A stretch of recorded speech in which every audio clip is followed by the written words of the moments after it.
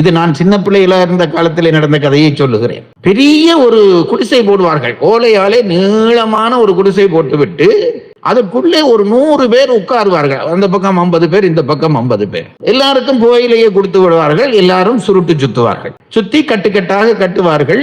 ஒருவர் 100 கட்டு கட்ட வேண்டும் ஒரு நாளைக்கு. இது நிபந்தனை.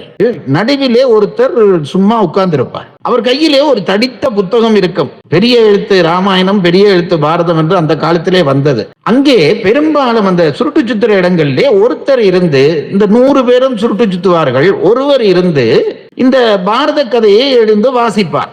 அதுதான் அந்த காலத்து சொற்பொழிவு. பாரத கதையை சத்தமாக அந்த 100வது ஆளுக்கும் கேட்கும்படி சத்தமாக வாசிப்பார். அவருக்கு சுருட்டு சுத்துற வேலை இல்லை. அவருக்கு இந்த பாரத கதையை சொல்ல சொல்ல எல்லாரும் கேட்டு கேட்டு சுருட்டு சுத்துவார். இந்த வேலை முடிகிற பொழுது ஒவ்வொருவரும் அந்த குடிசையில இருந்த ஒவ்வொருவரும் தாங்கள் கட்டிய ஒரு கட்டு போய் சுருட்டை அவருக்காக கொடுப்பார்கள். அவருக்கு அப்ப 100 கட்டு சுருட்டு கட்டின அந்த சம்பளம் கிடைக்கும். இப்படி ஒரு மரபு இருந்தது எங்கள் ஊரிலே.